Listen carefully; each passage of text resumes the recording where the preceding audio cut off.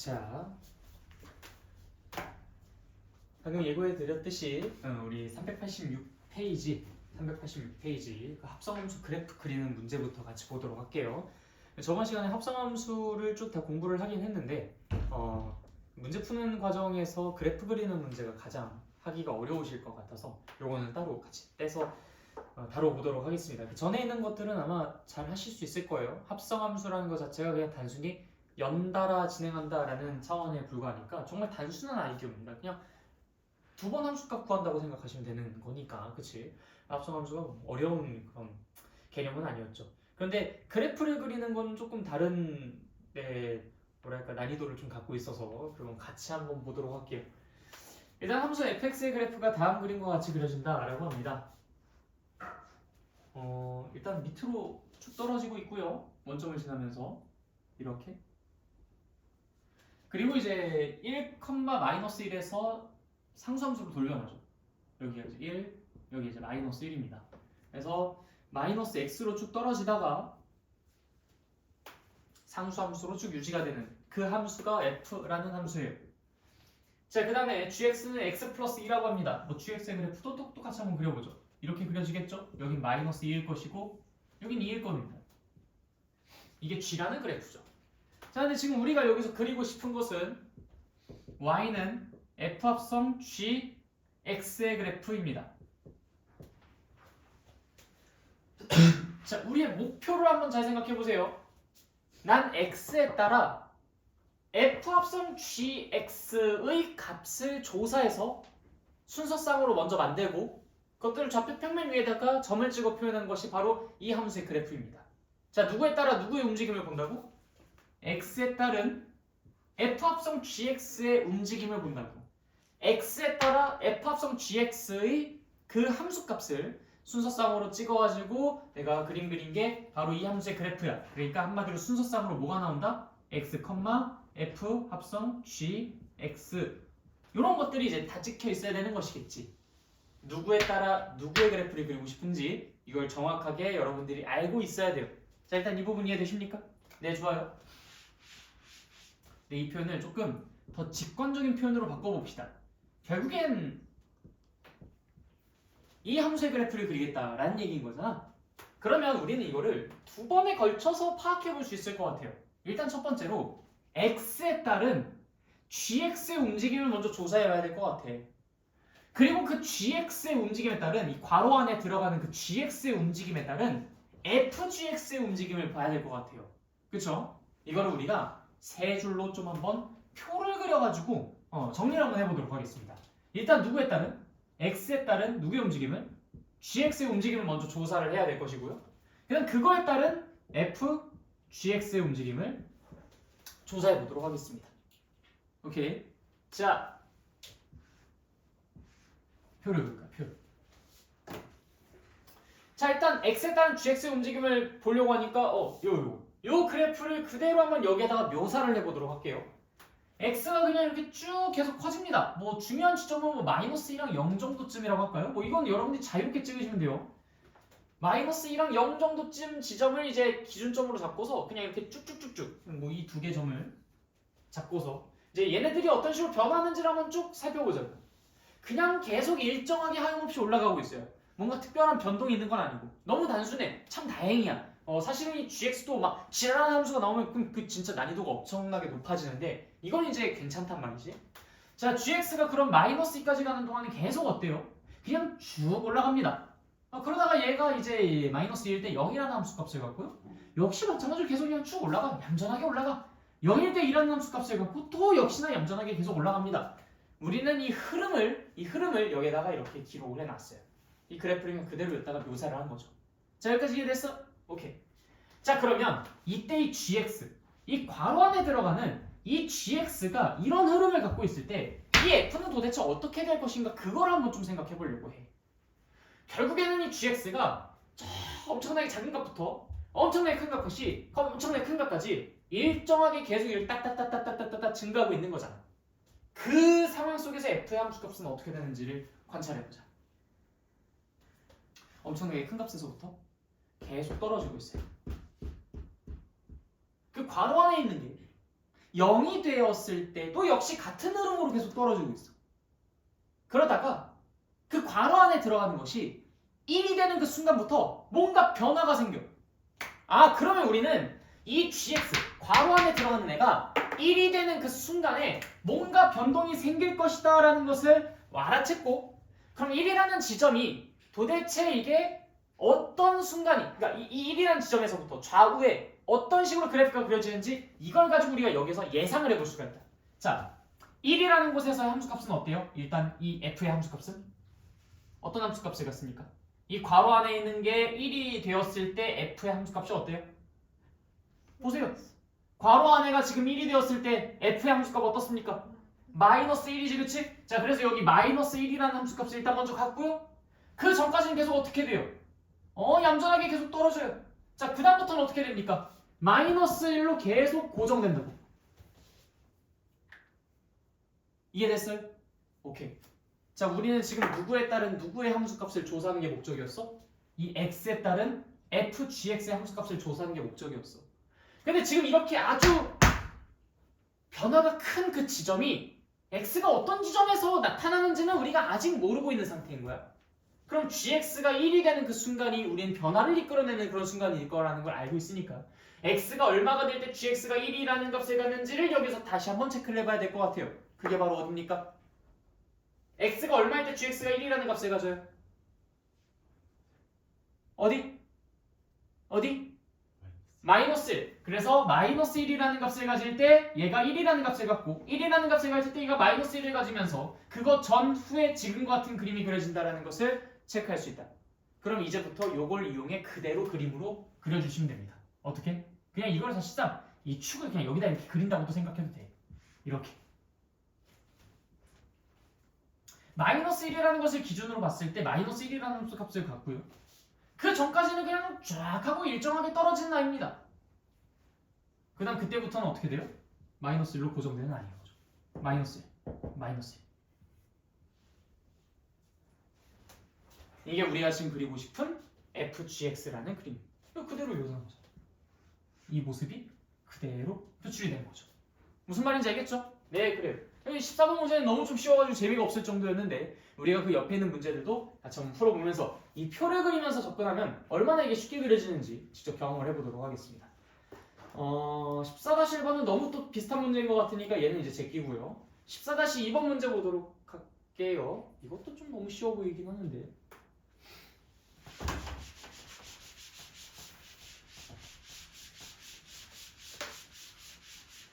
그냥 우리가 문제를 좀 만들자. 지금 여기 남아있는 문제들 다 죄다 쉬워요. 아니다. 14-3번 문제 보자. 14-3번 문제. 자, 14-3번 문제 보시면 F도 G도 좀 이상하게 그려져 있죠? F는 1일 때 2라는 함수값을 가지고 계속 일정하게 커져서 3이라는 함수값을 3에서 갖게 됩니다. 이게 F라는 함수고요. 자, G라는 함수는 좀 반대죠? 이렇게 떨어져요. 3이었었는데 2까지 떨어집니다. 2가 되는 순간까지. 그러다가 3일 때 이제 0으로 떨어지죠. 이게 이제 G라는 함수예요. 자, 이때 지금 우리가 G합성 fx의 그래프를 그리려고 합니다. G합성 fx.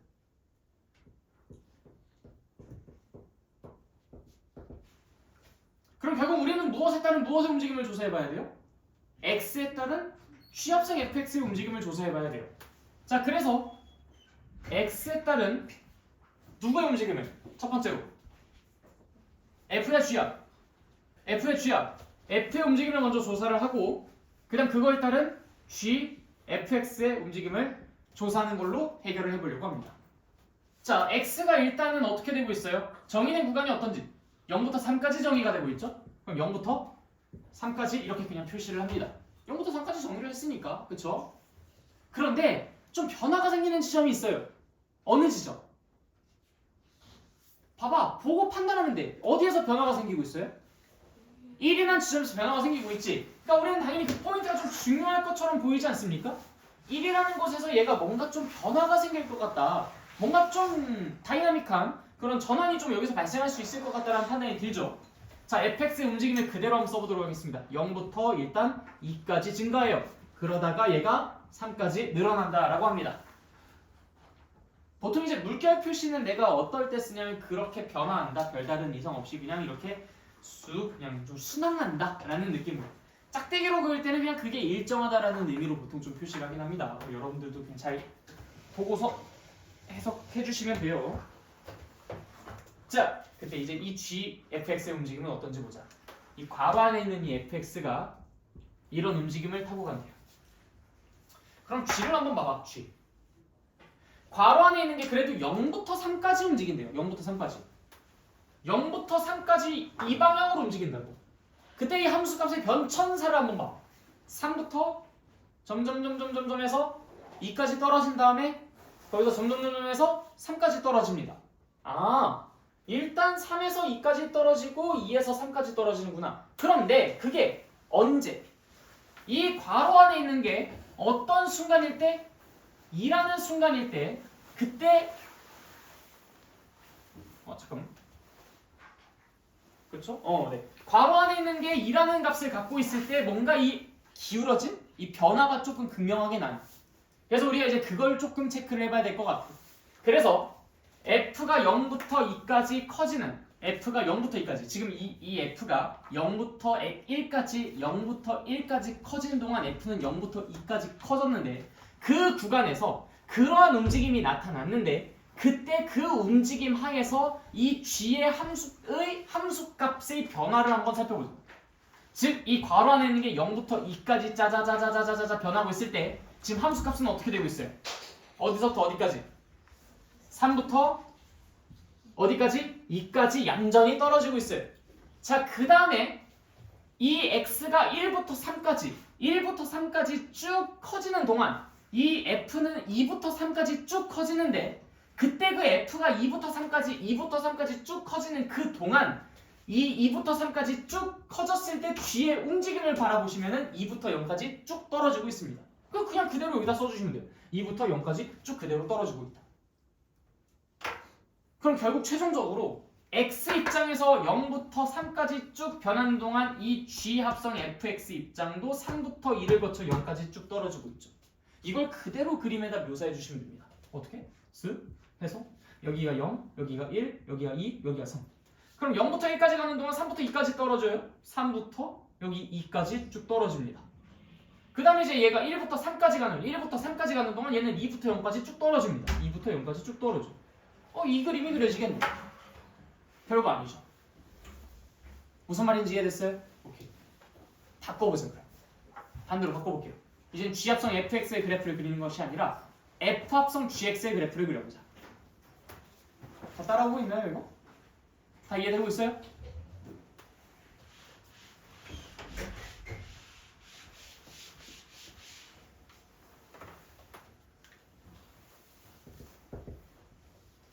아까 f 합성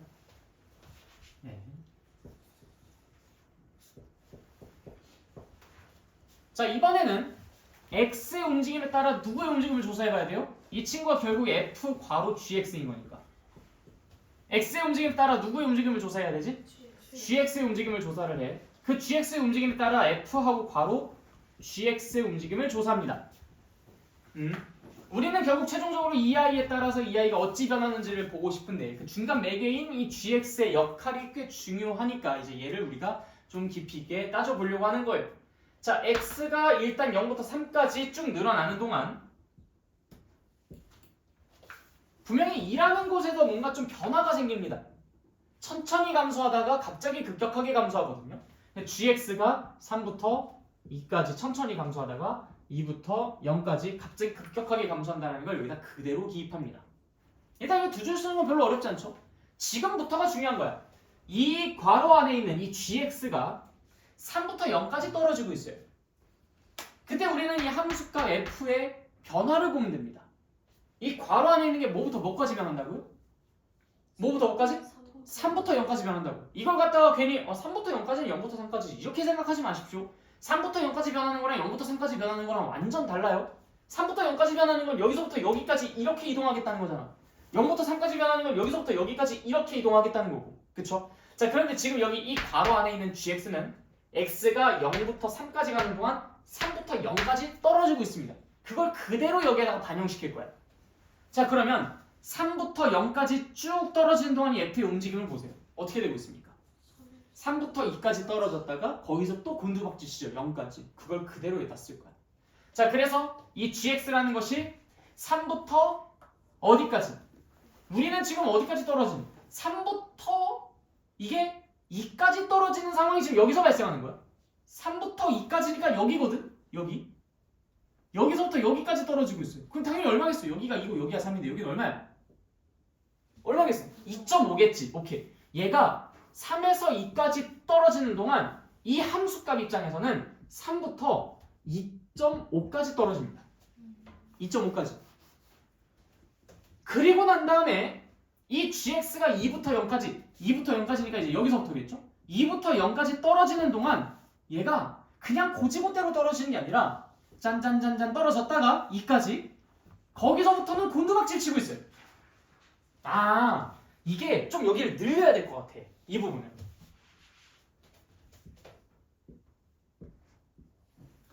(2에서) 어디까지 떨어지는 동안? 1까지 떨어지는 동안 얘는 2.5에서 2까지만 떨어지고요. 1에서 0까지 떨어지는 동안 얘가 2에서 0까지 곤두박질 치는 거지. 그거를 그대로 반영해줘야 되는 거야. 그러니까 이제 우리는 어디 포인트가 좀 중요해지지 않았어? gx가 어떤 값을 갖는? 1을 갖는 그 순간이 도대체 어디야? 라는 것이 중요해진 거야. 그게 어디야? 요 포인트지. 그게 바로 2랑 3 사이 2.5인 지점일 겁니다. 이해됐나요? 그래서 요약하자면 x가 0에서 2까지 늘어날 때는 이 fgx는 3부터 2.5까지만 떨어지고요. 그 다음에 x가 2에서 2.5까지 늘어날 때는 2.5에서 2까지 떨어지고요. 그 다음에 x가 2.5에서 3까지 늘어날 때는 2에서 0까지 떨어집니다. 그걸 그대로 여기다가 다시 그릴 거예요. 자, 여기가 0, 여기가 1, 2, 3. 2.5는 요 정도쯤 있겠죠? 네. 자, 0에서 2까지 늘어난 동안 3에서 2.5까지 떨어집니다. 자, 여기가 2예요. 여기가 이제 3이라고 하자. 여기가 2, 여기가 1. 3에서 2.5까지 떨어진대요. 여기까지만 이렇게 얌전하게 떨어지겠죠. 떨어지는 둥, 마는 둥 하고서 이렇게. 그러다가 2에서 2.5까지 가는 동안 갑자기 이제 2.5에서 2까지 뚝 떨어집니다. 여기까지죠? 꽤 급격하게 떨어졌어요. 그 다음에 2.5에서 3까지 가는 동안 2에서 0까지 곤두박질 치는 거예요. 이런 식으로. 이해됐어요?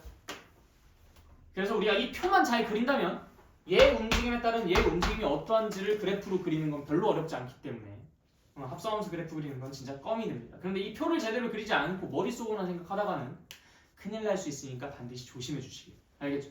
여러분들이 중요하게 생각하는 포인트, 예를 들어 0, 2, 3 요것만 조사하다가는 어떤 그래프를 그리냐? 3, 2.5, 0 3, 2.5, 0 이런 그래프를 그릴 수 있습니다. 그러니까 그런 식으로 뭔가 사단이 날 수 있겠지. 그래서 어떤 포인트에서 어떤 변화가 생기는지를 그것도 정확하게 체크를 하셔서 그 다음에 이제 추가 조사를 진행해 주셔야 된다는 것도 다시 한번 강조드립니다. 알겠죠? 물론 이 합성함수의 그래프를 그리는 것에 대해서 그렇게 어렵게 문제를 출제하지는 않는데 그래도 혹시 모르니까 네, 같이 알아두고 가시면 좋겠다 생각해서 좀 꼼꼼히 설명을 드려봤습니다. 나머지는 여러분들이 문제를 직접 풀어보면서 경험을 해보시면 좋을 것 같아요. 알겠죠? 네, 오케이. 그럼 이제 역함수 넘어가도록 하겠습니다. 역함수.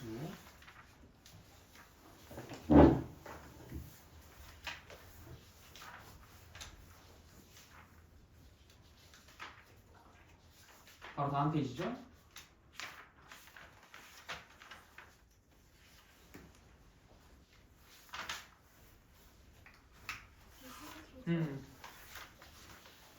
거기 위에 있는 것들 딴 것을 치워. 너 자리에서 잠깐만요.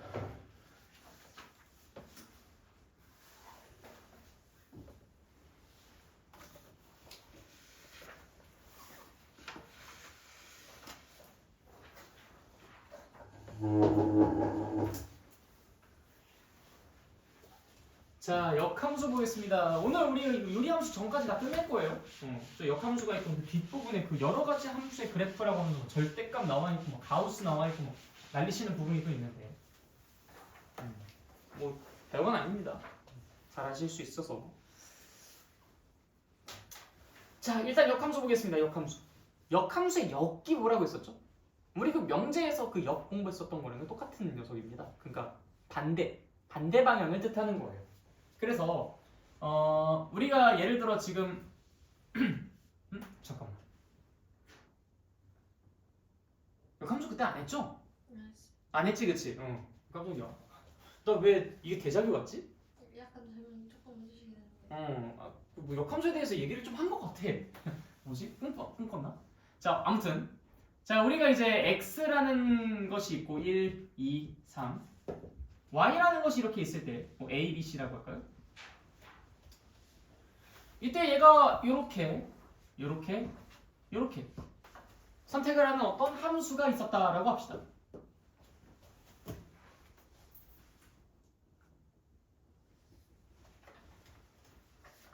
함수야 이거? 이거 선택 못 받았는데 함수야? 함수지. 함수는 거 선택 못 받아도 상관은 없었죠, 그쵸? 네. 얘네가 오직 하나의 y에 대응되기만 하면 됐었습니다. 함수예요, 그쵸? 당연히 정상적인 함수죠. 근데 역함수라는 것은요, 반대 방향으로의 함수라고 했잖아요. 지금 1이 a를 선택하고 2가 a를 선택하고 3이 c를 선택하는 이러한 함수를 우리가 그냥 f라는 일반적인 함수라고 한다면 우리는 이 f의 역함수를 한번 생각해 보고 싶어요.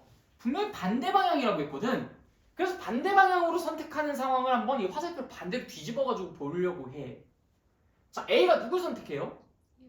1하고 2를 선택합니다. B는 누굴 선택해요? 선택을 안 해요. C는 누굴 선택해요? 3을 선택해요. 자, 그럼 그거는 함수예요. 얘네가 문제가 되죠. 얘는 두 개를 선택하니까 문제고 얘는 선택을 안 하니까 문제야. 우리가 함수에서는 반드시 하나는 하나만을 무조건 선택해야 된다라고 이야기했잖아. 두 개, 세 개 이렇게 이상 선택하셔도 안 되고 그다음에 하나도 선택 안 해도 안 된단 말이야. 그렇기 때문에 지금과 같이 이런 함수에 대해서는 이 거꾸로 화살표를 바꿨을 때는 그건 더 이상 함수라고 이야기할 수가 없어. 그래서 역함수는요, 기본적으로 존재하지 않을 수도 있어요. 사실 그게 더 일반적이고 보편적인 상황인 거야. 역함수가 존재한다는 건 굉장히 특수한 상황인 거예요. 그러니까 역함수는 언제나 존재하는 건 아니다라는 걸 반드시 명심해 주실 것. 그러다 보니까 역함수라는 것은 존재 조건이 매우 중요하게 대두될 수밖에 없어요. 어떤 함수들이 역함수가 존재할 수 있겠는가? 이제 그런 것들을 이야기할 수밖에 없는데 당연히 얘네들이 이렇게 선택을 어떻게 해야 반대로 뒤집어도 정상적으로 함수의 조건을 만족시키겠어? 얘네들이 모두 하나씩의 선택을 해야 되잖아. 빠짐없이. 그럼 어떻게 돼야 돼요? 일단 하나씩의 선택을 해야 한다는 것은 하나씩의 선택을 받았어야만 그게 가능한 일인 거잖아. 그치? 무슨 말인지 이해돼요? 그러니까 얘네들이 모두 같은 것을 선택하지 못하는, 야 내가 선택한 건 건드리지 마. 이게 뭐였죠? 1대1 함수였죠. 일단 기본적으로 1대1 함수여야 돼요. 그리고 이렇게 불쌍한 친구가 있으면 됐어요? 안 됐어요? 안 됐어. 얘 때문에도 이 역함수가 존재하지 않았다고. 야, 얘 왜 아무것도 선택 안 해? 이래버리니까, 그치? 그러니까 선택 못 받은 애가 있어서도 안 된다. 그러다 보니 우린 당연히 1대1 함수이자 무엇이기도 한 1대1 대응이기도 한 녀석들만이 가질 수 있는 특권일 것이다 라고 이야기해 줄 수 있어요. 그래서 역함수는 이 존재하는 조건이 매우 중요하게 다뤄집니다. 심지어 이것이 이제 문제화 조건으로 좀 달리 출제가 되기도 할 정도.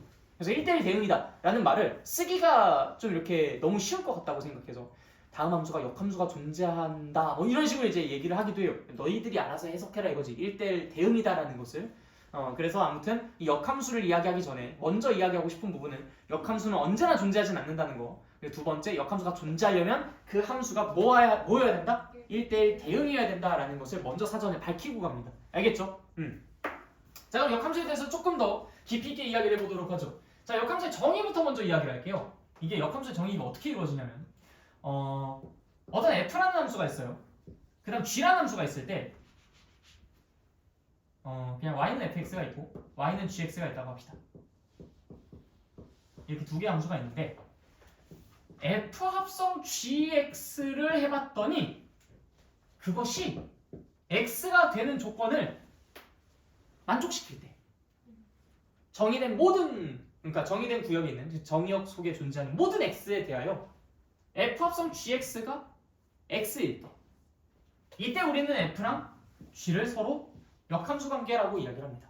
그래서 이 g를 우리가 뭐라고 표현하기로 약속하냐면 f 인버스라고 표현하기로 약속해요.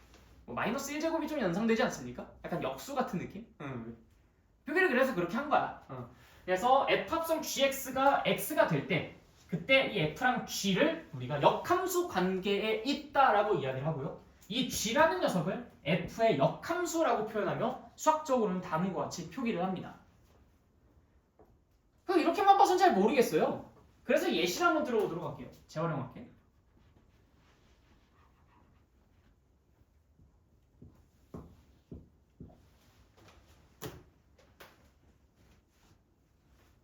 자, 일단 이것이 f고요. 똑같은 y랑 x를 갖다가 인용해서 쓰겠습니다. a, b, c, 1, 2, 3.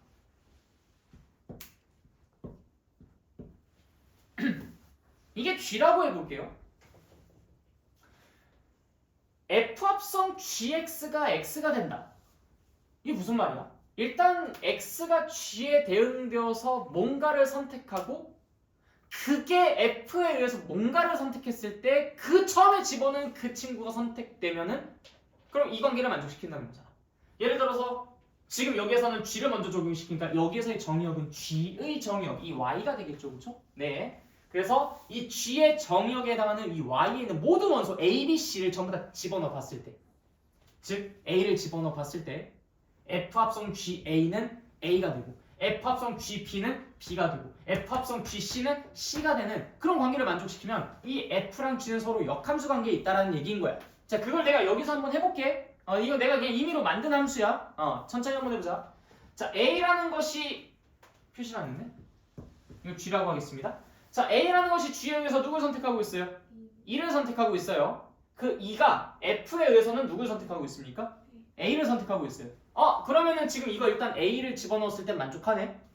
자, b를 한번 집어넣어 볼까요? b를 g에 집어넣었더니 뭐가 나와요? 1이 나왔어요. 1을 또 f에 집어넣었더니 뭐가 나옵니까? b가 나와요. 오케이, 여기 b를 집어넣었을 때도 이거 만족한다. 그쵸? 자, c를 집어넣었을 때 뭐가 나옵니까?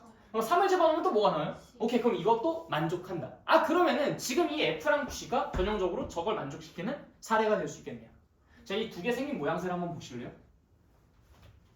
1이 b를 선택하고 b가 1을 선택하고 2가 a를 선택하고 a가 2를 선택하고 3이 c를 선택하고 c가 3을 선택하고 얘가 결국에는 뭐야? 바보다니. 반대 방향으로 화살표 쓰려고 했는데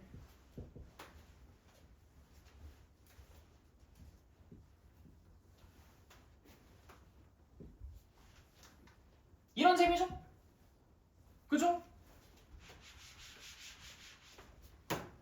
자, 그럼 이 상태에서 다시 한번 볼게. 내가 결국에는 g에다가 무엇을 넣든 그 친구는 다시 f에 의해서 적용이 됐을 때 토로 돌아올 거야. 갔던 길을 따라 그대로 돌아오겠죠. 그럼 언제나 자기 자신을 선택하는 것 아니겠어? 그럼 이것뿐만 아니라 이게 만족된다면 당연히 자연스럽게 g 합성 f x 또한도 x가 된다는 걸 장담할 수 있을 것 같기도 해요. 그쵸? 역함수 사이에서는 또 교환법칙이 성립하겠구나. 합성함수에서 원래 교환법칙이 성립하는 것이 별로 그렇게 흔한 일은 아니었는데 역함수와 이 본함수 사이의 관계에서는 합성함수의 교환법칙이 성립되겠구나라는 것도 자연스럽게 우리가 여기서부터 알 수 있어요. 어쨌든 이게 성립된다는 것은 결국 이게 성립된다는 말과도 똑같으니까. 아니, 이렇게 갔다가 이렇게 오나 이렇게 갔다가 이렇게 오나 결국엔 같은 얘기 아니야. 결국엔 자기 자신을 늘 선택하겠지. 이해됐어요? 자, 그래서 우리가 이 역함수라는 것은 이렇게 정의를 내렸던 것이고 이렇게 정의가 내려진 것은 이렇게 그림상에서 판단해 보시면은 그냥 화살표의 방향만 반대로 바뀐 것이다.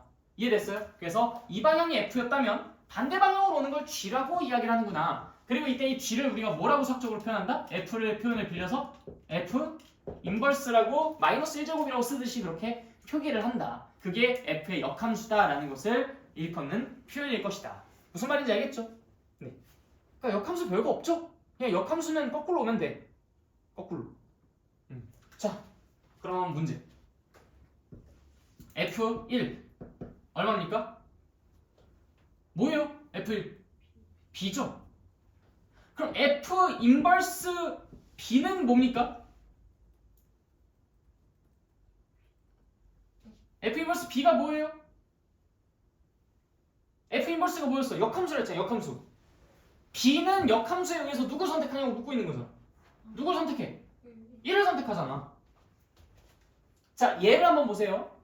1이 F에 의해서 누굴 선택합니까? B를 선택합니다. B는 F 인버스에 의해서 누굴 선택합니까? 1을 선택합니다. 결국엔 이 말이랑 이 말이랑 서로 무슨 동치인 거죠? 그렇죠? 일반화 시켜볼게요.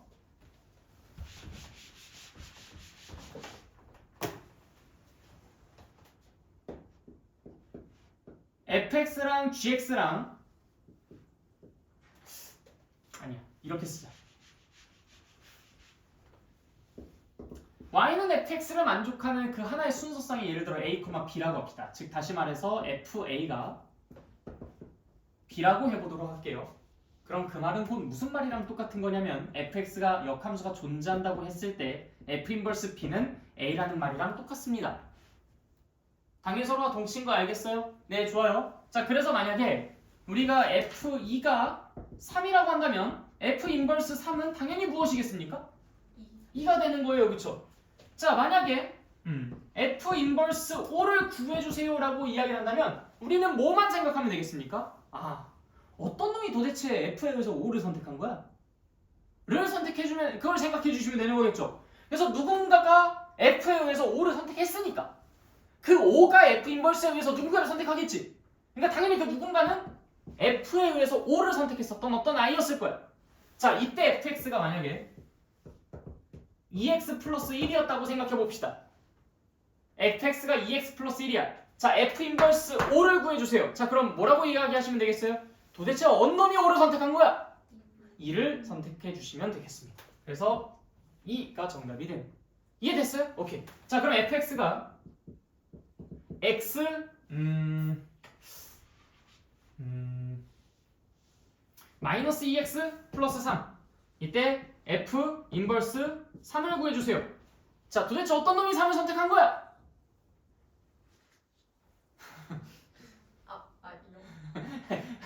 너무 뻔하지 않아요? 왜 당황하고 있어요? 당연히 여기지. 0 대입하면 3 선택할 거 아니야. 자, 어떤 놈이 그러면은 이번 7 누가 7을 선택했어? 마이너스 2. 아이, 여러분들 그 계산력이 좀 별로 그렇게 좋지가 않아요. 자, 그럼 누가 2를 선택했어? 2분의 1이 선택이 돼야 되겠죠, 그렇죠? 그래서 여러분들이 이런 문제들을 풀 때는 당연히 마이너스 2x 더하기 3이 2가 되도록 하는 그 x의 값이 바로 여기에 들어가겠구나라는 이 원리만 알고 계시면 되겠습니다. 알겠죠? 그래서 역함수의 함수값을 구하라라는 문제는 사실 생각보다 굉장히 간단해요. 그래서 f 인버스 3을 구해주세요. 그러면은 누가 3을 선택했을까? 요것만 고민하면 되는 거고, 또 f 인버스 b를 구해주세요. 그럼 누가 b를 선택했을까? 요것만 찾아주시면 되는 거야. 무슨 말인지 알겠죠? 네. 이게 역함수 끝이에요. 네. 근데 이제 여기서 또 별개로 이야기가 나오는 게 또 몇 가지가 있죠. 뭐 예를 들어 역함수 식을 만든다든지 역함수의 그래프를 그린다든지 뭐 등등 그런 이야기들이 이제 더 이어지는데 일단 잠시 이 책에서 여러분들이 내용을 조금 읽고 가도록 하겠습니다. 우리가 지금 현재 역함수의 정의, 역함수의 존재 조건, 그 다음에 뭐 역함수의 함수값을 구하는 그런 부분까지 같이 공부했어요. 389페이지까지의 내용을 우리가 같이 정리해 본 거니까 거기까지 먼저 읽고 시작하도록 하겠습니다. 강의 잠깐 멈췄다가 할게요.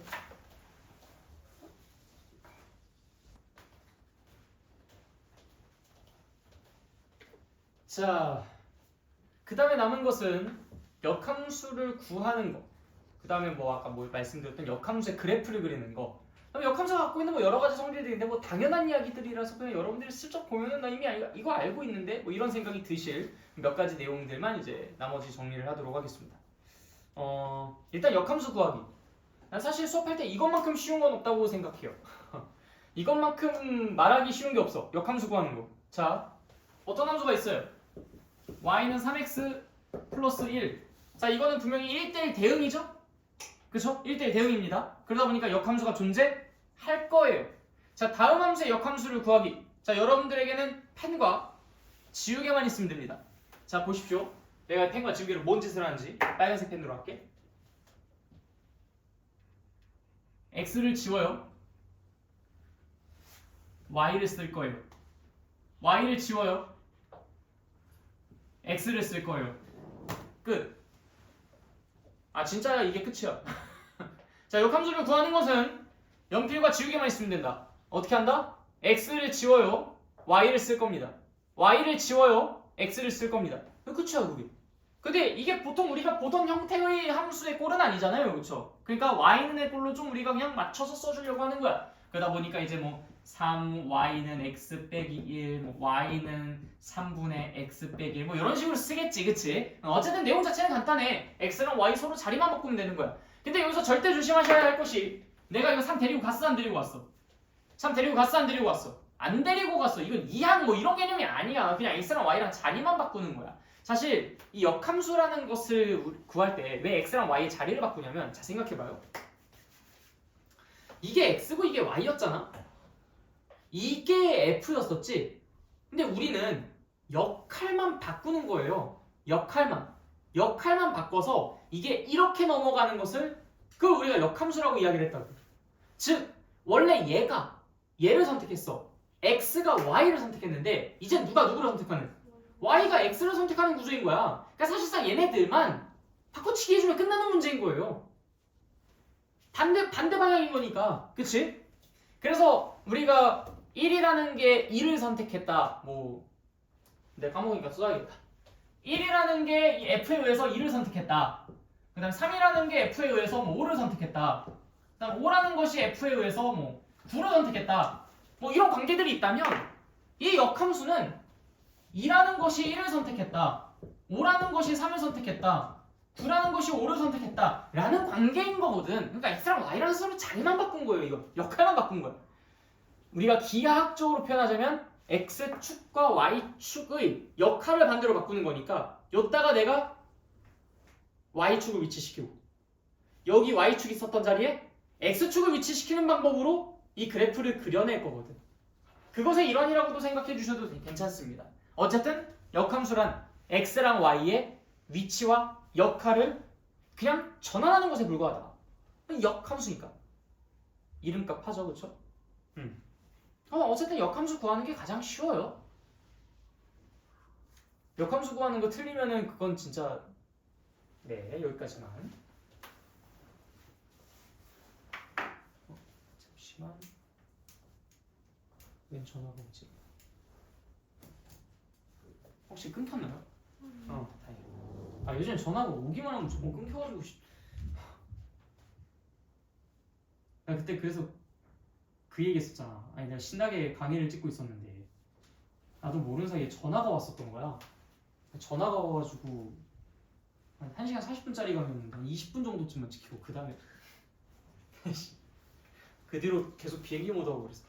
근데 이제 언제는 전화가 오니까 강의가 안 끊기더라고. 그래서 그냥 용기 있게 비행기 모드 전화 안 하고 있는데 항상 전화 올 때마다 심장이 콩캉콩캉 거려. 네. 아무튼 안 끊겼죠? 네. 자, 역함수 구하는 거 했어. 우리 2개 남았다. 역함수 그래프 그리기. 자, 역함수 그래프 그리려면 종이가 하나가 필요한데.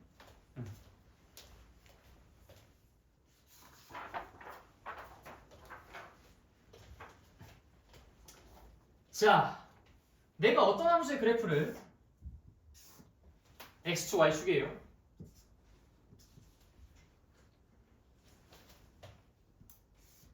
이렇게 그려보도록 하겠습니다. 뭐 얘가 예를 들어서 뭐 1,2를 지나고요. 그 다음 예를 들어서 이 친구가 뭐 몇 콤마 몇이라고 할까? 3,5라고 할까요? 이렇게 두 점을 지난다 라고 생각을 해볼게. 자, 근데 우리는 역함수라는 것 자체가 x랑 y의 역할을 반대로 바꾸는 거였어요. 그럼 얘가 1,2를 지났다면 역함수는 당연히 몇 콤마 몇을 지나야 되고, fx가 1,2를 지났다면 당연히 이 역함수는 몇 콤마 몇을 지나야 되고, 2,1, 3,5를 지났으니까 당연히 5,3을 지나야 되겠지. 그리고 다른 점들도 생각해보면, 이게 A, B를 지난다면 당연히 쟤는 B, A를 지날 테니까 점들이 여기에 따다다다다다다다 이런 식으로 찍힐 거라고 생각 들지 않아요? 그쵸? 직관적으로 그래요. 자. 그 모습이 잡아봐. 자. 슉. 보여? 너네가 상상하는 게 이 모습 아니야? 다시. 자, 봐봐. 잠깐만. 좀 더 잘 보이게. 여기다 내가 덧 그려줄게요. 자. 나 그냥 이거 그대로 따라 그리는 거야. 나 이거 이렇게 그대로. 자, 이렇게 그대로 따라 그리고 있어요. 자, 여기가 이제 1,2라고 했었고 여기가 이제 3,5라고 했었다. 자, 나 그냥 그대로 따라 그린 거야. 나 반칙 안 썼어. 자, 봐봐. 그치? 자, 봐봐. 이 그림을. 이게 앞핀 맞죠? 자, 다시 돌려볼게. 이 Y축이 X축으로 가고 이 X축이 Y축으로 가게끔 내가 이거를 이렇게 돌릴 거야. 다시. 응? 어때? 상상한 거 맞아? 어때? 맞아? 응, 그래. 그러니까 우리가 지금 여기에서 X축과 Y축의 이 위치 관계, 그러니까 얘네들의 역할만 반대로 바꿨을 때, 이게 지금 이렇게 그림이 그려졌었던 것이, 하니까 이제 이렇게 그림 그려지는 걸로 이게 바뀌는구나.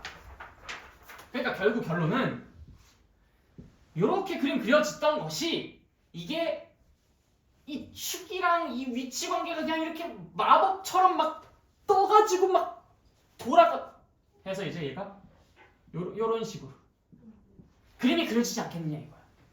그것이 마치 뭐에 대해서 회전한 것처럼 보여요? 자, 봐봐. 이거랑 이게 지금 이거를 똑 떼서 뭔가에 따라서 이렇게 뒤집은 거야. 이게 이거를 똑 잡아서 이걸 똑 떼. 그럼 얘를 Y축으로 얘를 X축으로 돌리는 거야. 자, 근데 이제 어떻게 돌리는지 봐봐. 뭐를 기준으로 회전시키는지 봐봐. 슉. 뭐로 기준으로 회전시키고 있어 지금? 여기 가운데 있는 요 선을 기준으로 회전시키고 있잖아. 여러분들 그렇게 느껴요? 응. 이게 뭐야? Y는 X라는 선. 그 정도는 아니잖아. 그치? Y는 X. 우리 중1 때 배웠었던. 그 선을 기준으로 얘를 이렇게 휙 하고 돌리는 것처럼 보이죠? 그래야 이 Y축 양의 방향이 X축 양의 방향으로 가고 X축 양의 방향이 Y축 양의 방향으로 이동하면서 이 전체적인 그림이 이렇게 휙 하고 이게 이렇게. 그래서 이게 Y는 X에 대해서 대칭해서 그래프를 그리면 그것이 바로 무슨 함수의 그래프가 그리는 역함수의 그래프가 그려진다. 그것만 기억하시면 돼요. 자, 그래서 역함수를 구하기 X랑 Y만 역할을 바꾼다. 즉 얘네들만 쓱쓱 지우고 다른 걸로 바꿔치기 한다. 그쵸? 그래프 그리기 뭐에 대해서 대칭한다? Y는 X에 대해서 대칭한다. 끝. 자, 이제 남은 건 역함수의 성질. 이 책에 나와 있는 거 같이 보도록 합시다. 너무 당연한 얘기들이 나와 있어가지고 어디서 커서 여기 있다. 자, 첫 번째 나온 거 F의 인버스의 인버스는 F다. 장난해? 자, 역함수라는 게 반대 방향이잖아. 자, 이게 F야. 이게 F야. 이 F의 반대가 이거야. 그것의 반대가 이거야. 난 너를 안 좋아하지 않아. 뭐야 이게? 난 널 좋아해. 이중부정이잖아. 요게 F인데 역함수라고. 이거 당연히 F 그 자체지. 그치? 첫 번째 거 너무 당연하고요. 두 번째 거 F 합성 F 인버스 합성 F. 우리 이거 아까 전에 예상했잖아. 아까 너무 과격하게 돌렸네. 네. 미안. 좀 정리 좀 하고. 네. 자, 뭐 얘기하고 있었지? F 인버스 합성 F. 뭐야 이게? 이거 먼저? 그다음 이거 그다음. 얘 선택하잖아. 그치? 자, 다시. 이게 F고 이게 F 인버스잖아. F 인버스 합성 F? 그러면 요거 그다음 요거. F 합성 F 인버스? 그럼 F 인버스 먼저니까 요거 그다음 요거. 계속 같은 거 선택하잖아. 항등함수로서 결국 같은 거잖아. 그치? 근데 내가 그때 합성함수 할 때 얘기했었죠? 그 IX랑 IY라는 게 이제 뭘 뜻하는 건지 그때 말씀드렸었던 것 같은데, 그치? 이건 대답이 아닌 것 같아. IX라는 건 그냥 X에서 X로 해. 항등함수. IY라는 건 Y에서 Y로 해. 항등함수. 어쨌든 간에 지금 F 인버스 합성 F나 F 합성 F 인버스나 요렇게 갔다가 요렇게 오는 거냐, 요렇게 왔다가 저렇게 가는 거냐, 결국에 같은 놈이 계속 선택되는 항등함수로서는 얘네들이 공통이다. 이해됐어요? 오케이. 그래서 이게 만약에 정역과 공역 치역이 다 같은 상태였었다면은 그때는 이게 F 합성의 F 인버스랑 F 인버스 합성 F가 서로 같아집니다. 뭐 아까 전에 Y는 3X 플러스 1 같은 경우에 이제 대표적으로 실수 전체가 정역이고 실수 전체가 공역이죠. 치역이죠. 그런 함수들은 이제 F 합성 F 인버스나 F 인버스 합성 F나 결국엔 똑같은 겁니다. 항등함수로 똑같겠죠. Y는 X라는 함수가 나오겠지. 이해됐죠? 네. 그런 경우에는 이제 합성함수의 교환 법칙이 성립 때는 몇 안 되는 케이스 중에 하나다라고 이야기를 해줄 수 있어요. 자, 3번. G 합성 F의 인버스가 F 인버스 합성 G 인버스다. 이게 또 헷갈린다고 하는 사람들이 많어. 이게 왜 헷갈려 이게? 헷갈릴 이유가 없어 이건. 자, 한번 봅시다. 이게 지금 G 합성 F의 전체 인버스래요. 자, 일단 X, Y, Z 이게 F고 이게 G라고 합시다. 자, 여기에 있는 친구가 여기 있는 것을 선택하는 게 F고요. 여기에 있는 친구가 여기 있는 것을 선택하는 게 G예요. X, Y, Z라고 합시다. 자, 그러면 X라는 애가 G 합성 F에 의해서 누굴 선택해요? Z라는 걸 선택하지, 그치? Z라는 애가 G 합성 F 인버스에 의해서 누굴 선택해요? X를 선택한다고.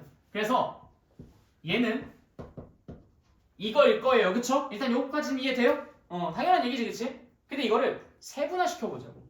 Z가 한 번에 넘어오지 말고 징검다리 거쳐서 한번 와보자고. Z가 결국은 누구에 의해서 누굴 선택하고? G 인버스에 의해서 일단 얘를 먼저 선택하고 그 다음 그게 F 인버스에 의해서 얘를 선택하는 거야. 그치?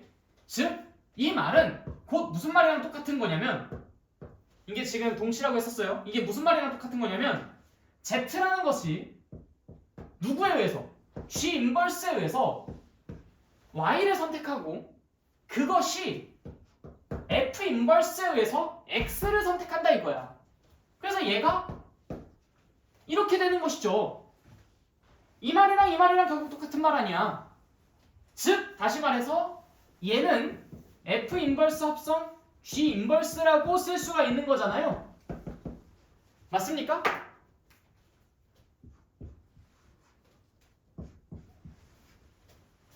G 합성 F 인버스는 F 인버스 합성 G 인버스. 즉 얘의 인버스는 이거 순서 바꿉니다. 순서 바꾸고 인버스. 근데 그 이유가 뭐라고? 이거의 역함수는 반대로 순서 반대로 적용시키는 거죠. F 먼저 G 그 다음 했었으면은 반대로 넘어올 땐 G 인버스 먼저 그 다음 F 인버스 나중에 해야지. 그러니까 이것만 이해한다면 이거 순서 바뀌는 게 헷갈릴 이유가 없는 거야. 자, 다시 F 먼저 하고 G 그 다음 했었으면 그 다음에 올 때는 G 먼저 하고 F 해야지. 그쵸? 그래서 F 갔다가 G 갔으면 G 먼저 돌아오고 F 돌아와야 된다. 그래서 G 합성 F의 전체 인버스는 G 인버스를 먼저 하고 그 다음 F 인버스를 나중에 해야 되니까 F 인버스 합성 G 인버스 X가 된다. 뭐 이런 이야기입니다. 다 됐죠? 너무 쉽다. 요것이 역함수다. 다 할 수 있겠죠? 물론 문제 푸는 건 좀 다른 세상 얘기긴 할 거예요. 뭐 그건 여러분들이 직접 고민을 하면서 해결을 해주셔야 될 부분이니까 그거는 이제 여러분들께 믿고 맡기도록 하겠습니다. 자, 그 다음에 우리 여러 가지 함수를 즐겁게 공부해 보도록 하죠. 이게 사실 그 여러분들 입장에서는 절대값이랑 막 가우스 기호 나오고 그러는 것들이 정말 끔찍이도 싫을 거라는 거 압니다. 특히 절대값이 나오면 거의 뭐 알러지 반응이죠. 모든 대한민국의 학생들은 기본적으로 절대값 알레르기가 있어요. 그래서 절대값만 나오면 그럼 뭐 아무것도 못해. 그래서 일단 별부터 먼저 치고 보죠, 그렇죠?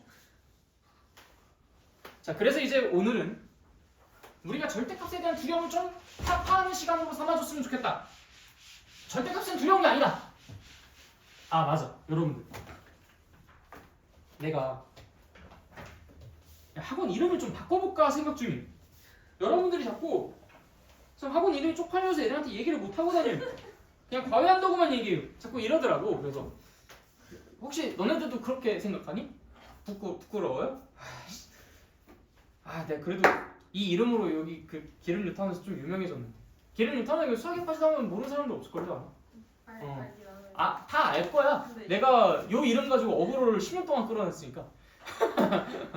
다 알걸? 아무튼 그냥 진짜 너네들 그 친구한테 야 너 수학에 빠지다 뭔지 알아? 그러면은 나 들어본 것 같은데? 이럴 수도 있고 근데 어머니들은 확실히 알 거야. 친구 어머니한테 어머니 너 혹시 수학에 빠지다가 뭔지 알아요? 그러면 이제 아시긴 아실 거야.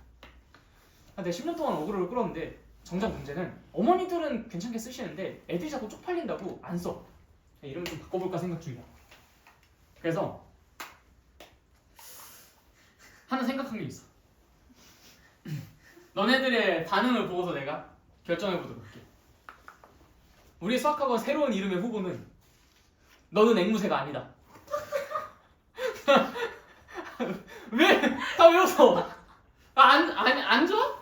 나 유튜브에 내 이름도 바꾸려고 생각했는데 넌 앵무새가 아니다 하고서 이제 이제 로고는 앵무새. 아 별로예요? 더 쪽팔려?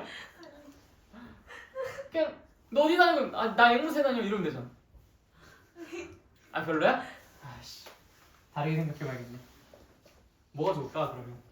앵무새 수학. 앵무새 빠지다. 아씨. 장명 센스가 좀 별론가요? 아니 이게 아니라 그냥 수학학원 이름 같지가 않네요. 근데 사실 이거 어제 애들한테도 얘기했는데 선생님 무슨 소크라테스예요? 무슨 철학원이에요? 이러더라고. 철학 뭐 이런 거 그런 거 같아요. 그래서 그것도 상당한 어그로를 끌 것 같긴 해가지고 웃길 것 같지 않아요? 그 수학학원 추천 좀 해주세요. 그러면은 넌 앵무새가 아니다 어때요? 아니 재밌을 것 같은데 그러면. 그럼 이제 전화 받고 그거 안녕하세요 앵무새가 아닙니다. 재밌을 것 같아. 아무튼 혹시 좋은 의견 있으시면 댓글로 좀 남겨주시면 감사드리겠습니다. 네. 익명이잖아. 익명이니까 이제 댓글로. 선생님 저는 사실 그 이름이 마음에 들었어요. 뭐 이런 거라든지. 선생님 저는 사실 그 이름이 최악이었어요. 뭐 이런 거라든지. 자유로운 의견 개진을 부탁드립니다. 아무튼 왜 이렇게 해맑게 웃어? 좋은 생각 있어 혹시? 없어? 너도 하나 만들어. 다음 시간까지 숙제야. 알겠어? 특강 때까지 이틀 동안 잘 만들어 오세요. 정체성 확실한 것 같은데 너는 앵무새가 아니다. 내가 맨날 애들한테 하는 말 아니야. 네. 꼭두각시 인형? 뭐가 있지? 좋은 게 여러분들이 앞으로 저 동물원 가서 앵무새 보기만 하면 이제 전부 다 이제 내 생각난다 이제. 다른 사람들 옆에서 안녕하세요, 막 아리가또, 뭐 니하오 막 이러고 있을 때 이제 여러분들은 그 선생. 네 아무튼 자 절대값 기호를 포함한 함수의 그래프. 자 일단 절대값이라는 것을 우리가 먼저 좀 간단히 정리하고 하자. 이거 잘 안 나오냐 이거? 잘 보여요 이거? 흐릿하지 않지? 응 절대값. 자 절대값이 뭐예요 절대값? 설마 나랑 같이 공부하신 여러분들이 그 부호 뗀 거예요 뭐 이딴 식으로 얘기하진 않겠지 그치? 절대값 x 이 의미가 뭐예요? 원점으로부터 떨어지는. 네, x까지 떨어진 거리. 그쵸? 네, 원점으로부터 x까지 떨어진 거리. 혹은 이거를 약간 조금 벡터에서 좀 이렇게 주로 이야기하긴 하는데 이 절대값 x라는 것을 그것의 고유한 크기라고 이야기하기도 합니다. 그러니까 그것이 갖고 있는 크기. 그러니까 방향성 같은 거는 상관없이 말이죠. 그러니까 여러분들이 지금 현재 다루고 있는 방향성이 두 방향성이기 때문에 사실 절대값 x라고 한다면은 이제 수직선 위에서 오른쪽으로 가거나 왼쪽으로 가거나 둘 중에 하나 아닙니까? 그래서 이제 그 방향성을 제거하고 크기만 얘기하다 보니까 이제 마치 부호를 떼가지고 얘기를 하는 것처럼 보일 테지만 사실은 원래 절대값의 진짜 근본적인 의미와 조금 더 이제 폭넓은 활용은 그냥 그 대상의 고유한 크기를 뜻하는 것이기도 해요. 어쨌든 뭐 그것까지 우리가 지금 여기서 얘기할 필요 없고 이 절대값 x라는 건 그래서 이 x가 원점으로부터 얼마나 떨어져 있는지 그걸 뜻하는 것입니다.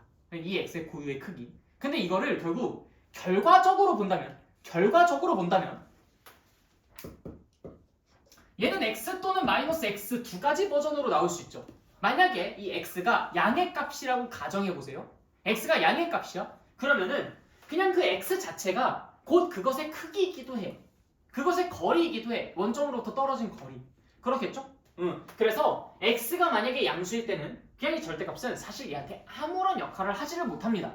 그래서 x가 0보다 큰 범위에서는 그냥 x로 행동해요. 절대값이 있으나 마나 그냥 그대로라는 거야.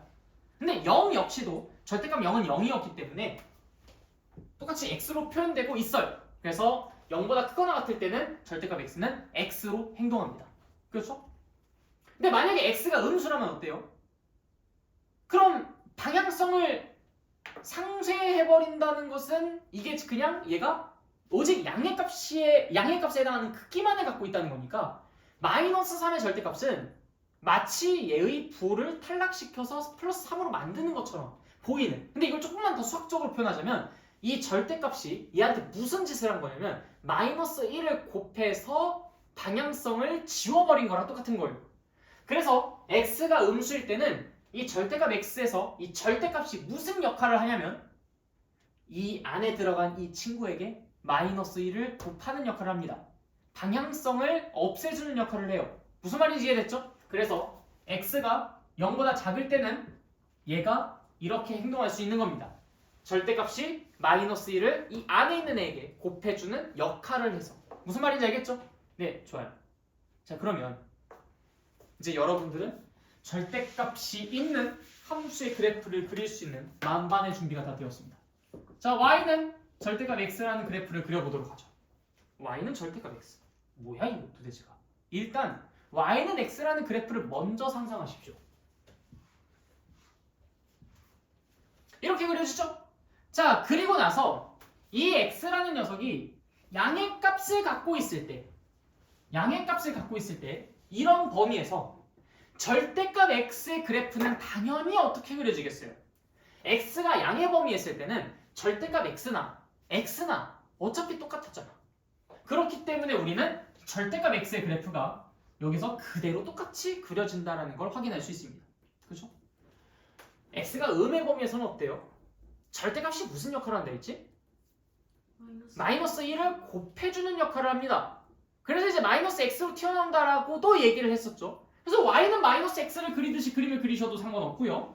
아니면은 이 친구랑 비교해 봤을 때 마이너스 1을 곱해서 만들어지는 것과 같다라고 하여 얘의 방향성이 이 음의 방향에 있다라는 그 음의 방향성을 완전히 상쇄시켜서 그림을 그려주셔도 됩니다. 그것은 마치 얘를 이 축을 기준으로 뒤집어 올리는 것과 똑같죠. 마이너스 1을 곱하는 거니까요. 무슨 말인지 알겠습니까? 그래서 그림이 이렇게 그려진다라고 이야기해 주셔도 괜찮아요.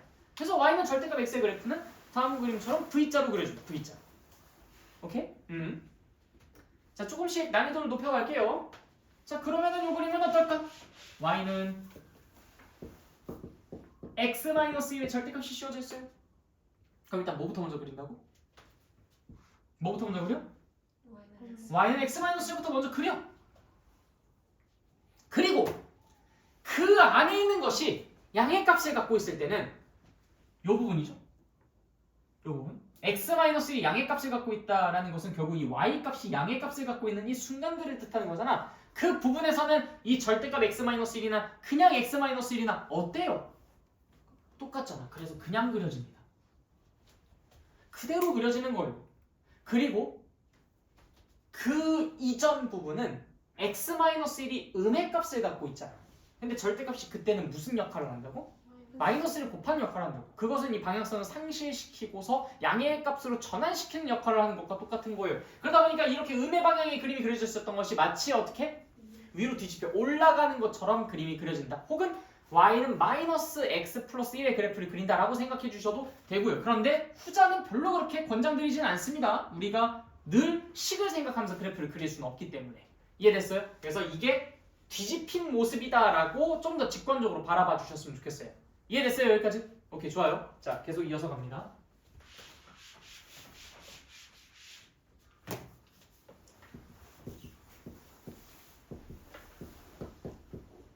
자, y는 절대값 x-2 플러스 3은 어떨까요? 자, 먼저 이것도 무슨 그래프를 그릴까요? y는 x-2라는 그래프를 먼저 그리는 겁니다. 그렇게 하고 난 다음에 아까 그렸듯이 똑같이 일단 절대값 x-2의 그래프를 그려요. 그리고 그 친구를 위로 그냥 색한번 들어 올리면 되잖아. 이 3이 있으나 없으나 이건 무슨 차이를 발생시키는 거예요? 결국 얘네들은 그래프 개형 자체는 똑같아. 근데 얘는 위로 3만큼 평행하게 이동했다라는 것만 얘기해 주는 거잖아. 그것만 적용시키는 거죠. 그래서 위로 하나, 둘, 셋, 색한만큼 올라가서 이렇게 그림이 그려지면 되지 않겠나. 됐죠? 네, 별로 어렵지 않아요. 오케이, 여기까지는 다들 쉽게 해.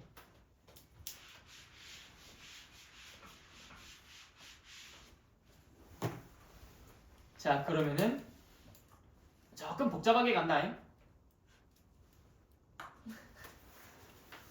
y는 fx가 다음 그림처럼 그려집니다.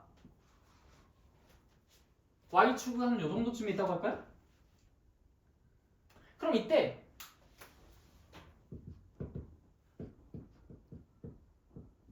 y는 절대값 fx의 그래프는 어찌 그려질까?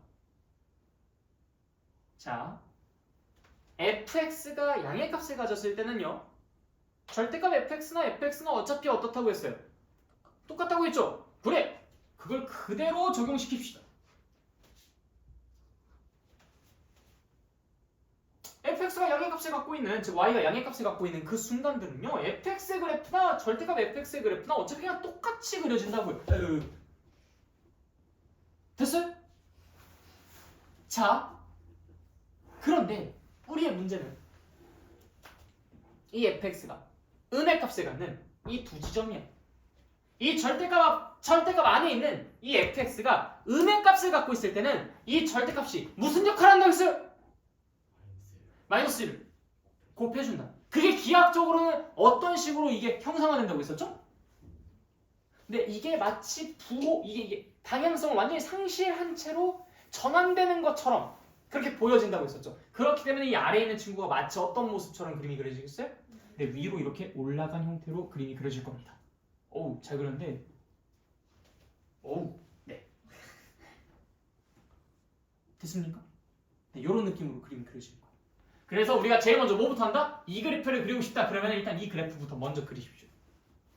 그리고 얘가 0보다 큰 부분은 그냥 그대로 따라 그리세요, 위에. 0보다 작은 부분은 얘는 방향성을 상실했을 거야. 절대값은 마이너스 1을 곱하는 역할을 할 거거든. 그래서 위로 뒤집어 올리시면 되는 거야. 그리고 아무 일 없었다는 듯이 지우셔야죠. 완성. 이해됐습니까? 네, 좋아요. 쉽죠? 할만하지, 그치? 응, 그래.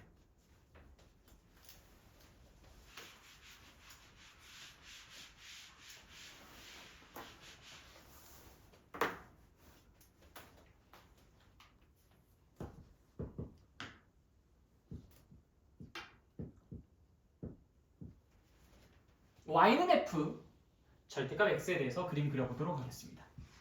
마찬가지야. 이 그림을 그려볼게요.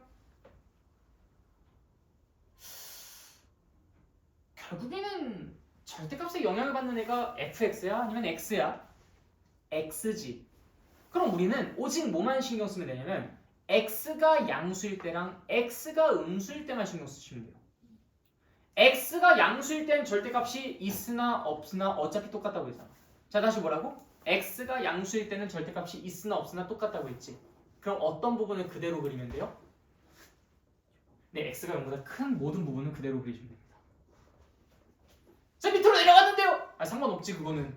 x가 0보다 큰 부분을 그대로 그리겠다고 했잖아. 그치? 왜? 절대값에 영향을 받는 애가 누구니까? fx야? 아니야, x이기 때문에. 그래서 x가 0보다 큰 부분은 그냥 절대값이 아무런 역할을 하지 못해요. 그냥 그려지는 거야. x가 0보다 작을 때는 어떨까요? 영향을 받죠. 무슨 영향을 받아요? 마이너스 1이 곱해지는 영향을 받아요. 자, 근데 요거는 좀 생각하기 어려우니까 이렇게 한번 판단해 봅시다. x가 마이너스 1일 때 함수값이 뭐예요? x가 어떨 때 함수값이랑 똑같습니까? 1일 때 함수값이랑 똑같아요. x가 마이너스 2일 때 함수값은요? 2일 때 함수값이랑 똑같아요. 마이너스 3일 때 함수값은요? 3일 때 함수값. 마이너스 4일 때 함수값은요? 4일 때 함수값과 똑같아요. 자, 그러면 예를 들어서 만약에 1, 2, 3, 4, 점점점점 거기에서의 함수값이 뭔가 이렇게 지금 찍혀서 그림이 그려지고 있는 거잖아, 그치? 마이너스 1, 마이너스 2, 마이너스 3도 다 똑같아. 자, 봐봐. 여기 봐봐. 자, 1에서 함수값이 딴. 그럼 마이너스 1도 딴. 똑같은. 2에서 함수값이 딴. 마이너스 2도 딴. 3에서 함수값이 이거. 그럼 마이너스 3도 이거. 4에서 함수값이 이거. 마이너스 4도 이거. 5에서 함수값이 이거. 자, 그래서 이제 얘가 그림이 요런 느낌으로 그려지는 거야. 어떤 느낌인지 아시겠어요? 여기에 그려졌던 그림이 그대로 복사 붙여넣기. 됐어? 그래서 이 부분이 완전히 삭제가 되고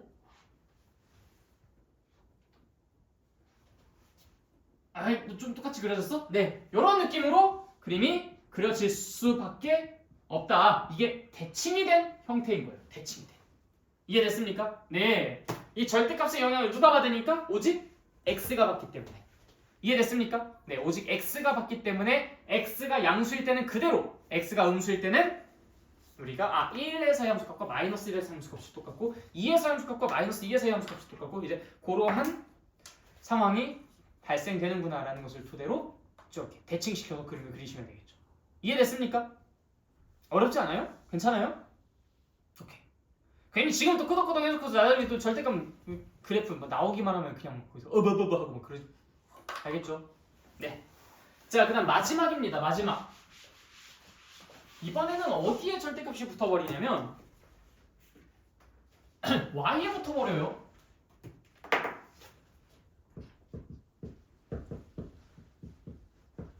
자, 역시나 fx의 그래프는 이렇게 그려봅시다.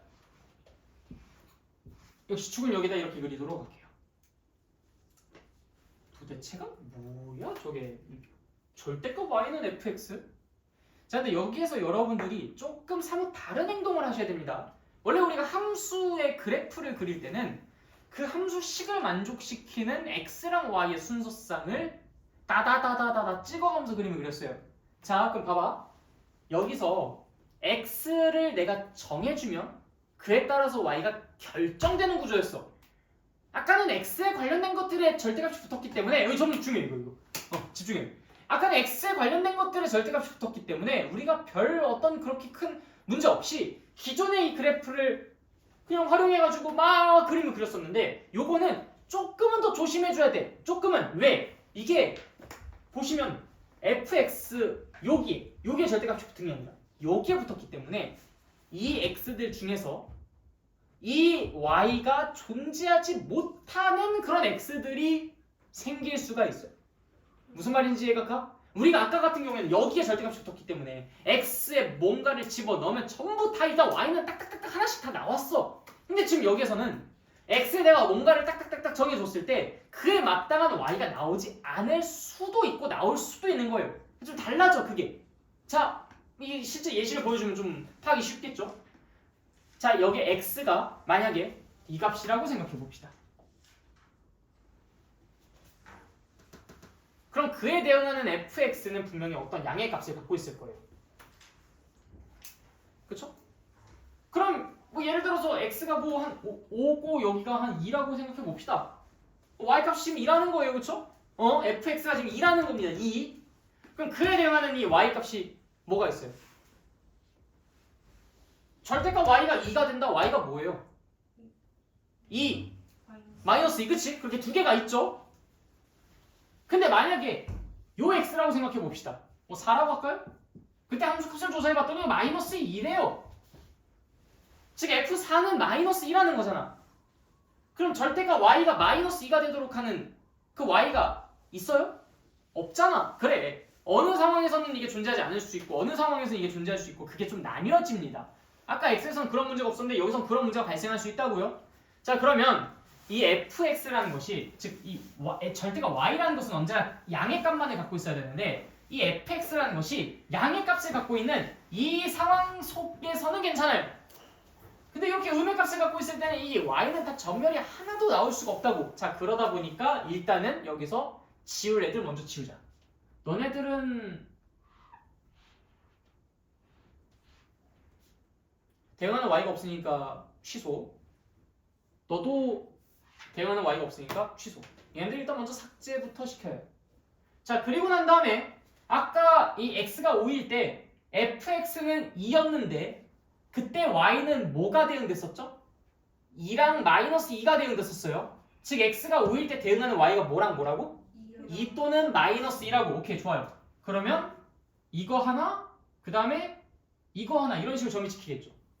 역시 여기에 찍히니까 여기에, 여기 찍히니까 여기에, 여기 찍히니까 여기에, 여기 찍히니까 여기. 이런 식으로 그림이 그려지니까 여기도 이런 식으로 그림이 그려졌었을 거야.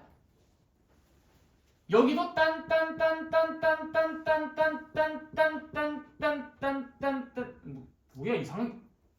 아무튼 요게 똑같이 요렇게 그려지겠죠.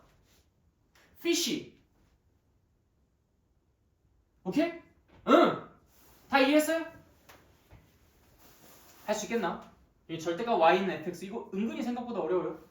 자, 그리고 나서 이제 여러분들한테 이걸 복합적으로 또 내기도 합니다. 우리가 아까는 이 절대값 fx, 그 다음에 아까는 이 절대값 x, 그다음 지금 절대값 y를 했는데 갑자기 친구가 물어보는 거 정말 절대값 y는 절대값 fx 뭐 이런 건지, 아니면 절대값 y는 f 절대값 x라든지 뭐 이런 것들도 물어볼 수도 있어요.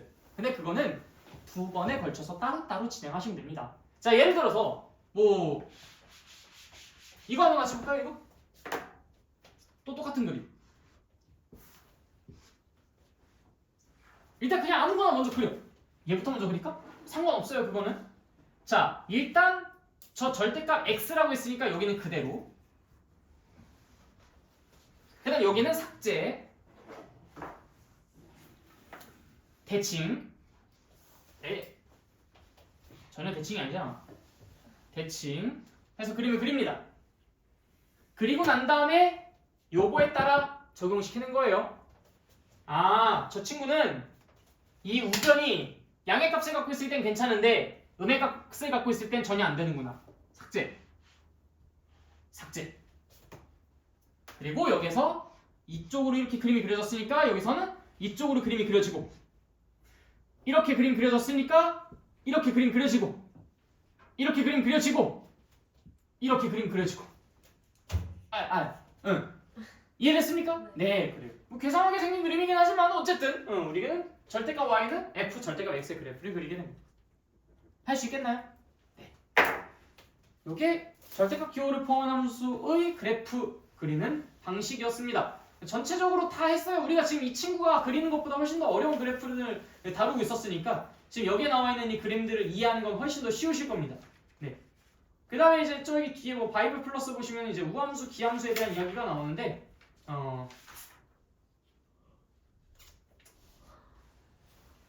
아까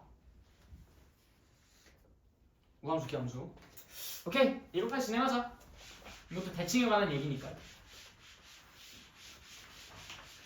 그냥 너네들이 그냥 읽어보고 끄덕끄덕하고 넘어가게 하려고 했는데 또 빠지면 섭하죠. 자, 우함수. 수빈아, 너 혹시 시골이 있어요? 뭐 할머니 할아버지 계신 곳이 뭐 혹시 저기 이렇게 뭐 시골 뭐 어느 지역이라든지. 아니야? 외할머니 그쪽도? 아니야? 다 이 도시에 사세요? 서영아? 아, 다 도시에 사세요? 그냥 왠지 누군가가 저 시골에 살 것 같지 않아? 그렇게 얘기해. 시골에 살 것 같지, 그치? 어느 지역에 살 것 같아? 어차피 산골짜기, 그치? 네, 거기서 왠지 그분께서 소 좀 이렇게 기르고 그러시지 않아요? 그런 것 같죠, 그쵸? 그럼 소도 본 적 있으시겠네? 본 적 있어요. 혹시 소 이렇게 정면에서 바라보신 적 있으십니까? 소를 정면에서 이렇게 바라본 적 있어요? 본 적 있다며? 제가 산에 뭐라고? 제가 산에 산에 살아서 소를 본 적이 없다고? 무슨 소리야? 우리 왜 대화가 안 돼? 자, 소를 정면에서 보시면요.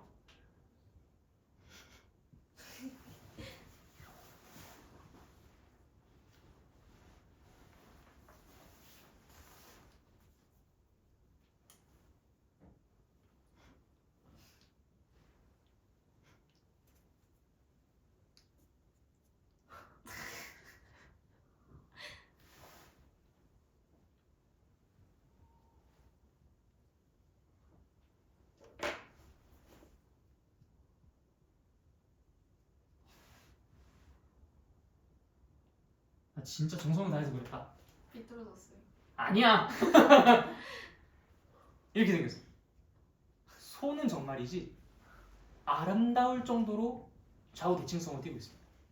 그리고 사람은 적절하게 비대칭성을 띠고 있대요. 오히려 완전히 대칭이면 좀 이상하게 보인다고 하더라고.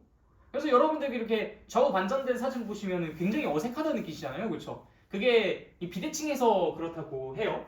내가 아닌 것처럼 보이는 거죠. 근데 손은 이렇게 찍고 좌우 비대칭을 눌러도 똑같이 생겼어. 완벽한 대칭입니다. 그래서 우리 선조들이 이 소가 이 한자로 뭐예요? 우잖아. 우. 소우 어떻게 쓰는지 알아? 소우? 소고기 많이 먹어보면 이거 팩에 항상 이거 적혀있잖아, 그치? 소우. 를 붙여서 이제 우함수라고 명칭을 만들어냈습니다. 못 믿는 눈치네? 아 진짜야. 아 거짓말하는 거 봤어 내가? 내가 거짓말하는 거 봤어? 내가 거짓말하는 거 봤어 내가? 아 한 번도 없지 그치? 그래 사실이라고. 우함수. 자 그러면 이 우가 뭐라고? 소우야 소우. 소우인데 이 우함수가 자 봐봐. 이 소가 지금 어떻다고 했지? 좌우가? 대칭이라고 했지. 그치? 그래서 이 우함수는 무슨 함수를 가지고 일컬을 때 쓰는 표현이냐면 좌우가 대칭인 함수를 일컬을 때 쓰는 표현이에요. 그래서 근데 보통 이제 우리가 좌우 대칭이라고 한다면 무슨 축에 대해서 좌우 대칭인 것을 좀 이렇게 특별하게 생각을 하겠어? 뭐 그냥 뭐 정말 얼토당토하는 뭐 x는 3? 뭐 이런 거? 아니면 x는 우? 소우니까? 네. 어쨌든 무슨 뭐에 대해서 대칭? y축에 대해서 대칭인 거. 그게 조금 더 특별하잖아, 그치? 그래서 이 y축에 대해서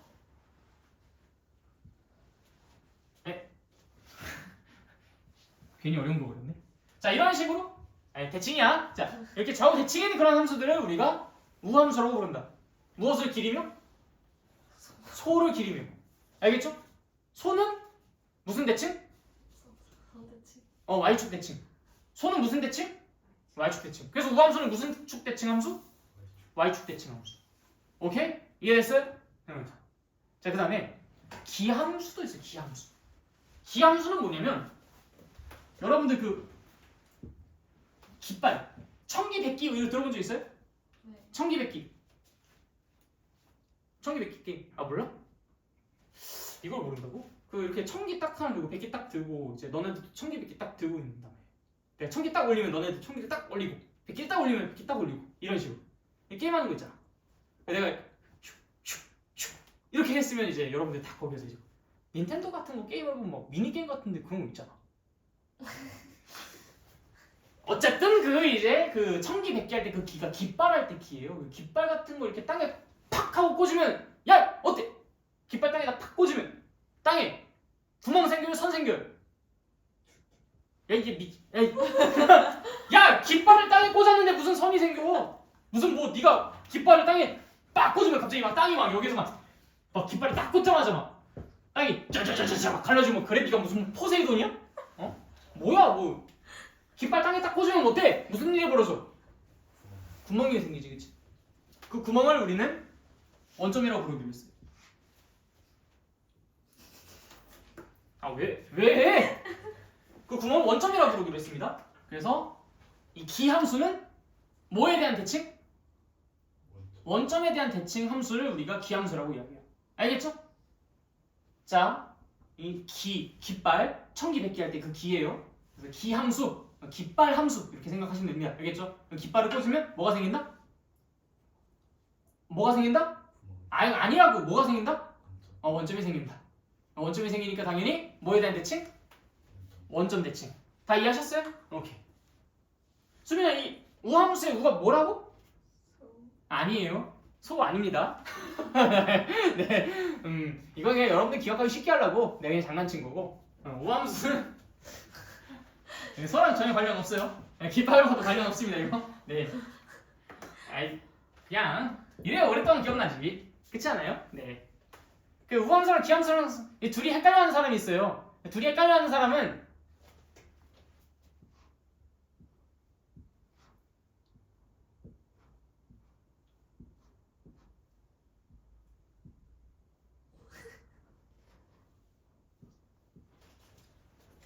그리고 나니까 귀엽네. 소를 이렇게 원점 대칭으로 생각하고 있다는 걸로 받아들이겠습니다. 기함수랑 우함수랑 헷갈려 하지 마십시오. 우는 소우자이기 때문에 얘는 이런 원점 대칭 아닙니다. 왜 이렇게 귀엽게 생겼지? 아무튼 네. 아니야, 알겠지? 우함수는 뭐라고? 무슨 축 대칭? Y축 대칭. 왜? 소가 선대칭이니까. 알겠죠? 소는 점대칭 아니야. 그렇게 해서 우함수, 기함수를 잘 알아두시면 되고요. 우함수는 수식으로 뭐라고 쓰곤 하냐면은 fx랑 f-x가 서로 똑같다라는 식으로 씁니다. fx랑 f-x가 서로 똑같다. 이게 결국 선대칭. 이 y축에 대해서 선대칭이다라고 이야기를 하고 있는 거예요. 1을 각각 대입해 보실까요? f1과 f-1이 똑같다. f2랑 f-2랑 똑같다. f3이랑 f-3이랑 똑같다. 선대칭성을 뜻하고 있는 거겠죠? 기함수는 뭐냐면 그냥 마이너스만 하나 더 붙이면 됩니다. 마이너스 f-x 1에서의 함수값과 마이너스 1에서의 함수값이 부호가 반대다. 그러니까 이제 그림이 어떻게 그려지는 거냐면 이 원점에서부터 시작해서 땅, 땅, 땅, 땅, 땅, 땅, 땅, 땅 이런 식으로. 그래서 뭐 이런 느낌인 거죠. 원점에 대해서 대칭 아닙니까? 그쵸? 이게 서로 함수값의 부호가 반대로 나타난다는 말이죠. 네. 그렇게 해서 우리는 기함수가 원점 대칭, 우함수가 y축 대칭. 식으로는 이렇게. 그래서 어떤 함수가 기함수냐, 우함수냐 따져보고 싶으면 이 식이 만족되는지 따져보시면 돼요. 자, 그럼 한번 생각해볼까? 예를 들어서 fx가 x제곱이라고 생각해보자. 그럼 fx가 뭐예요? 그냥 x제곱이죠. f-x는 뭐예요? 마이너스 x를 제곱한 거죠. 이 둘이 서로 어때요? 같습니까? 같아요? x제곱이랑 마이너스 x제곱이랑 같아요? 달라요? 같죠? 그러니까 얘는 우함수입니다. 자, fx가 만약에 2x 플러스 3이라고 해보자. 그럼 얘가 우함수인지 따져볼게요. fx 2x 플러스 3 그 다음 f 마이너스 x 마이너스 2x 플러스 3 어때요? 같아요? 아니죠. 그럼 얘가 기함수인지도 한번 체크해볼까? 기함수? 자, 기함수는 뭘 해주면 돼? 마이너스를 하나 더 붙이면 돼. 마이너스 하나 더 있잖아. 그럼 마이너스 2x 플러스 3 어때요? 이거랑 이거랑 똑같... 맞죠? 어? 잠깐만. 마이너스 2x 마이너스 2x 마이너스 왜요? 아니요. 야, 나 친구가 지금 몰래카메라 하는 줄 알았어. 자, 아무튼 같아요 이거? 같아요? 아니죠. 그래서 얘는 기함수가 아닙니다. 그렇죠? 그러니까 f-x라는 것이 x 자리에다가 마이너스 x 집어넣겠다는 거니까 그렇죠? 이렇게만 바뀌는 거죠. 그러면은 fx가 만약에 x 세제곱 플러스 x라고 한다면 그럼 그때는 우함수일까? x 세제곱 플러스 x랑 똑같은가요? 마이너스 x 세제곱 마이너스 x 어때요? 내가 x자리에 마이너스 x 집어넣으면 이렇게 나올 거 아니야. 똑같아? 안 똑같죠? 그런데 요건 어때요? 이건 똑같습니까? 네, 이건 똑같죠. 그렇기 때문에 얘는 기함수입니다. 어떻게 따지는지 알겠어요? 그래서 우함수냐 기함수냐를 따져볼 때는 이게 성립하면 우함수, 이게 성립하면 기함수. 우함수면 기함수가 아니고 기함수면 우함수가 아니에요. 근데 우함수거나 기함수거나 둘 중에 하나가 반드시 된다는 아닙니다. 당연히 얘네들은 두 개가 특수한 상황인 거예요. 그래서 전체 함수가 이렇게 있다면 이만큼이 우함수고 이만큼이 기함수인 겁니다. 우함수도 기함수도 아닌 것이 훨씬 많겠죠? 그렇죠? 그러니까 우함수를 판정해봤는데 아니네, 기함수네. 그런 아메바 같은 판단을 하시면 안 됩니다. 알겠죠? 우함수는 요만큼, 기함수도 요만큼이에요. 나머지가 이도저도 아닌 함수들입니다. 네, 그러니까 하나만 판단해보고 나머지일 것이다 라고 단정 짓다가는 큰일 날 수 있다. 오케이? 여기까지. 궁금한 거 있으신 분? 없나요? 네, 강의는 여기까지.